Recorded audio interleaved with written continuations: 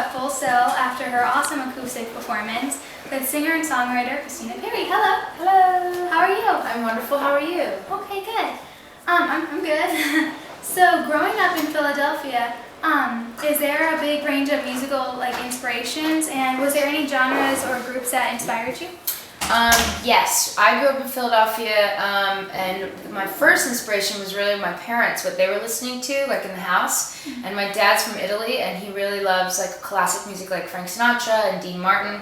And then my mom is really into Elton John and James Taylor. And so before I even knew it, I was just surrounded by this really great singers and songwriters. And then I fell in love with the Beatles when I was 15 or younger. I was actually 13, and then it was all over. I was obsessed, and so it wasn't necessarily a Philadelphia thing, even though Philly has a great music scene. It's very jazz and soulful, and I think just good musicianship comes out of Philadelphia. So it was very encouraged. The arts are very encouraged.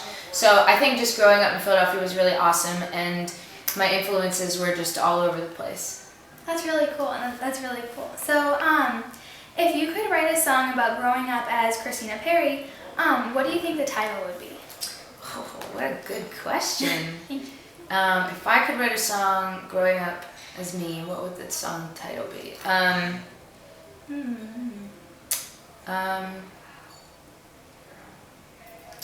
Ooh, I'd be so emo about it. Maybe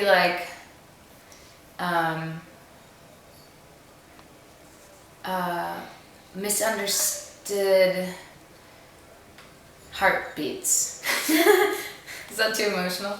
No, because when I was growing up, I was I just always felt so different, and I felt so kind of, I guess, misunderstood. And then I started to channel that into poetry and writing, and then I would feel better. But growing up, I was kind of wah wah. Okay. If you had you have a tattoo that says, "To thy own self be true," and Gloria Gaynor told me to always stay true to yourself also. So, what's probably the toughest time that you had and not changing because someone wanted you to be different? Ooh, I've got a really good one that just happened, and it's funny because I got this tattoo when I signed a record deal with Atlantic Records. It was July 22nd of 2010, and I really, really love Atlantic Records, and I felt really lucky to be there. But I also knew that major record labels sometimes want you to be different.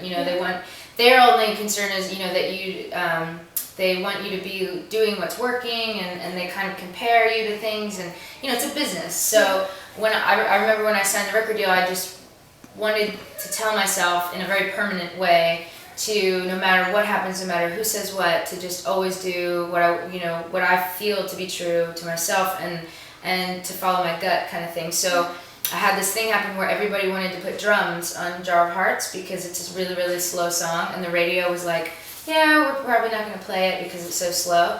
And everybody said, why don't you make a remix, and everybody wanted me to do it, and I would think about it and get nauseous, and I was wait a minute, that is totally a sign from my gut that I shouldn't do that, But when you have everybody pressuring you and asking you to be different, it's really hard to listen to the little voice in your head or in your stomach. And so I remember it was really hard, but I just kept saying no to all those remixes, and the radio stations play it anyway, and it was a good thing. Yeah. So it was totally good, and I was really proud of myself for staying true to myself. That's really good.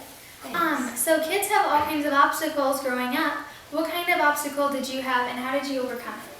I think my biggest obstacle growing up was fitting in. I found myself to be really kind of just quiet and sensitive and to myself, and I didn't really think that I was cool, and I didn't really have a lot of friends because I would always be reading or listening to music, or I didn't hang out with all the cool kids, and so I felt really bad about myself, and I felt ugly, and all the things I think that little girls kind of go through. I don't think that I was that much different than most kids, but I think what was different was when I was 12, 13 years old, I got really into music, and it kind of saved me as far as finding really where I belonged. And I think it's really important when you're that age to find something you're passionate about. I think if it's sports, or if it's music, or if it's writing, or whatever it might be, I think that that's such a good way to get out of your way, to get out of your head, because when you're a little kid, you're just oh my God, I'm so crazy and I'm not good enough. And but in fact, all kids are good enough and awesome. So I feel like that was my biggest obstacle, was just kind of finding who I was, and finally, I ended up doing that and feeling better about myself. That's really good. So suddenly being in the spotlight, have you ever been scared from it all? Yes, I get scared probably every day. I am just a little human, and sometimes I'm terrified. Like tonight, before the show, my stomach completely flips upside down before every show. And I'm like, really? Like every time? Like, can I have one show where I just like smooth sailing? But that's not the case. And because I think that's really normal when you are doing something you're really excited about, to get nervous and to shake a little bit and to get your stomach upside down, because that's probably the best sign ever that you're doing something you really love, because I think it's not so much nerves as it is excitement, So for me, I'm scared at least once a day about something, whether it be a phone call, whether it be a performance, or a decision I have to make, and I've accepted that that's just part of having your dream come true. Is you do these epic things, and then it's gonna make you nervous, but that's all okay. Yes, I get like my stomach flips too, like when I do reporting and stuff or journalism. Actually, when I meet like different celebrities and stuff, I never get nervous, but it's like when I'm getting ready to go on stage for like dance or something. Oh, cool. I do dance. But yeah, well, then you should stick with dance. It's probably your little passion there. That's good.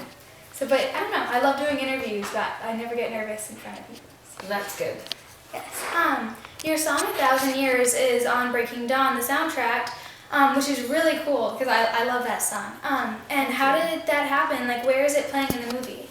Well, they approached me about writing a song for the movie because they knew what a huge uber Twihard I was, and I also felt very lucky because my record label puts out those soundtracks, so I got the opportunity, and I of course said yes. I think I squealed and made some really high-pitched sound when they asked me, and they asked if I wanted to screen the movie, and I was like, I guess so.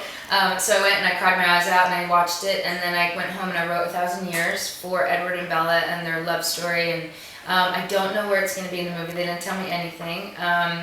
It could be anywhere. It could be at the end, or it could be, in it. I'm not sure because it's one of the singles, so I don't know where they put them. But right now, it's just really exciting because I get to do all the press with the cast, and I made a huge music video that's coming out next week, and I have just all this amazing Twilight-y things coming up that is just going to make me pass out. Because I'm so stoked. That is really cool. So what are your upcoming plans and events? Well, I have a lot coming up for the rest of the year. I'm doing Dancing with the Stars next week, and then I'm doing all the promo with the Twilight cast and Jimmy Kimmel and Rosie O'Donnell, and then I fly back to Europe and I do a bunch of stuff over there, and then I come back to America and do all these Christmas shows. And then I have off for Christmas, so then I'll go and spend it with my family in Philadelphia, and then start right back up again in January for a crazy year. That is so cool. Well, thank you so much for talking to me. Yeah, thank you. Be brave. How can I love when I'm afraid to fall? But watching you stand